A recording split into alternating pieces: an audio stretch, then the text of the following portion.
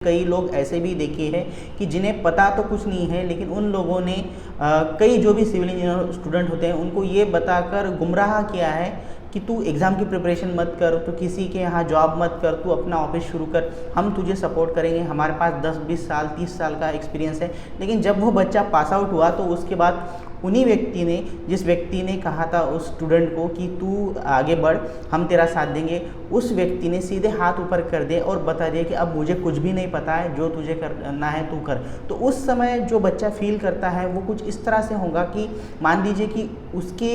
पैरों तले से ज़मीन निकल जाती है, ठीक है, खिसक जाती है। तो वो बच्चा फिर ठीक है, वो भी कुछ ना कुछ करियर में कर ही लेगा, लेकिन दिक्कत ये है कि वहाँ पर उसका मॉरल बहुत डाउन हो चुका है। तो ये चीज़ आपको समझनी है, आप ही आपके बच्चे का करियर बना सकते हैं और आप ही आपके बच्चे का करियर बिगाड़ सकते हैं। देखिए, अगर आपका बेटा या फिर बेटी सिविल इंजीनियरिंग पढ़ रहे हैं तो उस केस में एज अ पेरेंट्स आपको ये वीडियो एंड तक देखना चाहिए, बिकॉज ये वीडियो तय करेगा कि आपका बच्चा किस तरह से एक सिविल इंजीनियर बनकर जब बाहर आएगा तो उसके बाद उसका करियर कहाँ पर जा सकता है,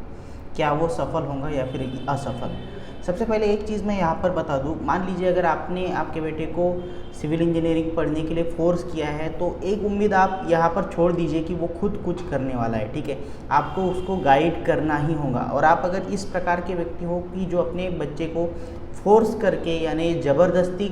सिविल इंजीनियरिंग पढ़ाना चाहते हो, तो अब उससे ज़्यादा आपको तैयारी करनी है कि जब वो पास आउट हो जाएगा, इन केस अगर वो पास आउट हो जाए, जी हाँ, ये वर्ड भी बहुत ज़रूरी है, बिकॉज किसी भी इंजीनियरिंग फील्ड की पढ़ाई इतनी आसान नहीं है। लेकिन मान लीजिए अगर वो पास हो जाता है, पास आउट हो जाता है कॉलेज से, तो उसके बाद अब आपको प्लान यहाँ पर प्रिपेयर करना है कि आपका बेटा या फिर बेटी पास आउट होने के बाद क्या करेंगे। बिकॉज देखिए, सिविल इंजीनियरिंग का एक वरदान है और वही चीज़ उसका श्राप भी बनता है, वो ये कि जब आप सिविल इंजीनियर बनकर कॉलेज के बाहर आते हो तो आपके सामने कई ऑप्शन अवेलेबल है करियर के लिए, जो कि मोस्ट ऑफ द फील्ड में आपको देखने को नहीं मिलेंगे। जिसमें से सबसे पहला जो ऑप्शन है वो होता है कि आप गवर्नमेंट की प्रिपरेशन कर सकते हैं, दूसरा कि आप किसी अच्छी कंपनी में जॉब ले सकते हैं, और तीसरा आप खुद का बिजनेस कर सकते हैं with very less amount of investment, जो कि अदर इंजीनियरिंग फील्ड में पॉसिबल नहीं है। लेकिन यहाँ पर दिक्कत ये है, किसी भी चीज़ में अगर आप जाना चाहते हो, मान लीजिए अगर आप गवर्नमेंट एग्ज़ाम की अगर प्रिपरेशन कर रहे हो, तो वो कुछ एक दिन में या फिर एक साल में होने वाली बात नहीं है। कम से कम 3 से 5 साल का समय उस व्यक्ति को देना होगा, तब जाकर ये पता चलेगा कि क्या ये सच में इसमें सफल हो सकता है या फिर असफल। देखिए, पता तब चलेगा जब हम 3 साल का, मिनिमम 3 साल का यहाँ पर टाइम देंगे। यही चीज़ अप्लीकेबल है, अगर आपको जॉब चाहिए तो दूसरे दिन आपको कॉलेज से जॉब नहीं मिलेगा, आपको स्ट्रगल करना होगा। ये भी जो समय है ये 3 से 5 साल का हो सकता है, इसमें कई चीज़ें आपको सीखनी पड़ती है, जो भी स्टूडेंट है बाहर आने वाला उसे। और जो लास्ट ऑप्शन है कि खुद का बिजनेस, इसके लिए मैं कहूँगा कि इन्वेस्टमेंट या फिर पैसा ये एक एडिशनल चीज़ है, लेकिन साथ ही साथ जो स्किल सेट होती है जो मार्केट में, क्योंकि अब आपको सिर्फ सिविल इंजीनियर की तरह नहीं सोचना है, बल्कि जब आप आपका खुद का बिजनेस शुरू करेंगे तो उसके बाद आपको क्लाइंट को किस तरह से डील करना है, उनके साथ मार्केट में किस तरह से चीज़ें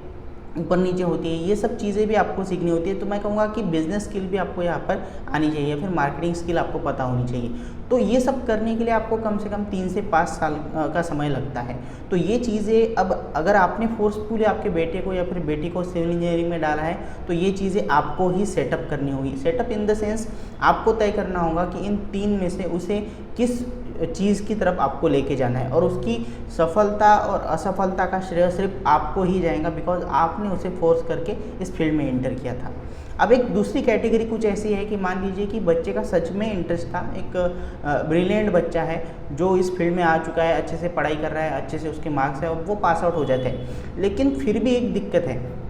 देखिए, जब वो पढ़ाई कर रहा था सिविल इंजीनियरिंग की, उस वक्त अगर आपने उसके दिमाग में ये चीज़ डाल दी कि जब आप पास आउट हो जाएंगे तो गवर्नमेंट की प्रिपरेशन मत करना, या फिर किसी प्राइवेट कंपनी में मत जाना, खुद अपना ऑफिस सेटअप करना, या फिर मैं कहूँगा कि आप खुद आपका एक बिज़नेस सेटअप करना, इस तरह से अगर आपने उस बच्चे के माइंड में अगर ये चीज़ें अगर बाय डिफ़ॉल्ट अगर उसमें डाल दी है, तो उसके बाद एक चीज़ आपको समझनी है, जब वो बच्चा पास आउट हो जाएगा तो इतने दिनों से उसके पेरेंट्स ने यानी आपने जो चीज़ें उसको बताई है वही उसके लिए मैं कहूँगा कि मैटर करती है चीज़ें। मे भी हो सकता है कि एक अच्छा होनहार बच्चा होने के बावजूद भी वो एग्ज़ाम के लिए प्रिपरेशन ना करे या फिर उसका मन ही ना लगे, बिकॉज उसके पेरेंट्स ने उसको इस तरह से बताया था इन 3 या फिर 4 सालों में कि तुझे बिजनेस करना है। अब देखिए एक चीज़ मैं आपको यहाँ बता दूँ, अगर आप 3-4 साल से या फिर 2 साल से आपके माइंड में ये सेट करके चले हैं कि आपका जो बेटा है या फिर बेटी ये खुद का बिजनेस करेगा, ना कि कोई जॉब करेगा या फिर किसी के यहाँ काम नहीं करेगा नौकर बनकर, तो एक चीज़ आपको समझनी होगी, इस फील्ड में भी अगर वो असफल होता है तो उसका रीज़न जितना उसका खुद का एफर्ट्स ना देना या फिर what ever luck factor what ever जो भी था, उसके साथ आपने जो उसके माइंड में इनबिल्ट करके रखा है कि तुझे गवर्नमेंट जॉब के लिए प्रिपरेशन नहीं करनी है, ना तो तुझे किसी कंपनी में काम करना है, तुझे खुद का ऑफिस सेटअप करना है, तो ये माइंडसेट आपने उसके माइंड में डाला था, तो इसके लिए ज़िम्मेदार भी आप रहेंगे। मैं बेसिकली यहाँ पर ये कहना चाहता हूँ, देखिए अगर आप खुद उस लेवल पर हो financially plus experience wise plus आपका एक कम्युनिकेशन नेटवर्क है लोगों के साथ कि आप आपके बच्चे को सच में बिजनेस में सेटअप कर सकते हो उसका, तो उस केस में ही इस तरह से उसके दिमाग में बीज मैं कहूँगा कि जो होता है उसके माइंड में सेटअप कीजिए। अदरवाइज़ उसे अपनी पढ़ाई करने दीजिए, कुछ भी मत बोलिए कि तुझे क्या करना है क्या नहीं करना है। जब वो पास आउट हो जाएगा तब वो आपसे पूछेगा, तब आपको उसे एक ही बात बतानी है कि देखिए जब तूने एडमिशन लिया था तब हमने कुछ नहीं कहा था, तू पढ़ाई में अच्छा था, अब तू पास आउट हो चुका है, इस फील्ड में का हमें कुछ भी नहीं पता है, इवन दो अगर आपको पता है, ठीक है। बिकॉज अगर आप ये कह दोगे कि मुझे इसमें पता है तो वो आप पर डिपेंड हो जाता है, तो उस केस में आपको सीधा नहीं कहना है कि मुझे कुछ नहीं पता, लेकिन तू जो भी करेगा हम उस चीज़ में तेरा साथ देंगे। ये सपोर्ट जब उस बच्चे को मिलेगा, तो एक चीज़ मैं बता दूं, फिर चाहे वो गवर्नमेंट की प्रिपरेशन करे या फिर किसी प्राइवेट कंपनी में काम करना चाहे या फिर खुद का बिजनेस करना चाहे, तो उस केस में एक एडिशनल पॉइंट रहेगा कि उसे पता चलेगा कि मेरे पीछे कोई नहीं है या फिर मेरे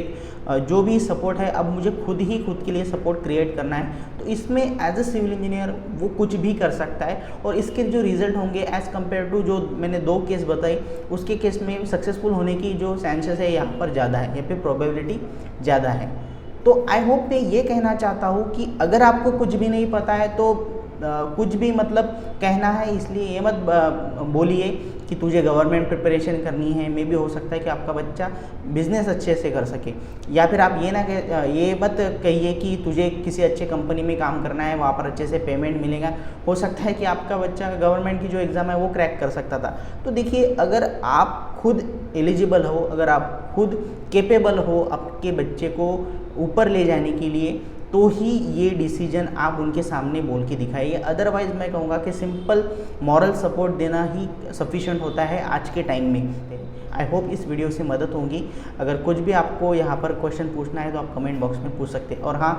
लाइक करें या ना करें, लेकिन ये वीडियो उन सभी पेरेंट्स के साथ शेयर कीजिए जो अपने बच्चे को सिविल इंजीनियरिंग पढ़ा रहे हैं या फिर पढ़ाना चाहते हैं। Thank you so much.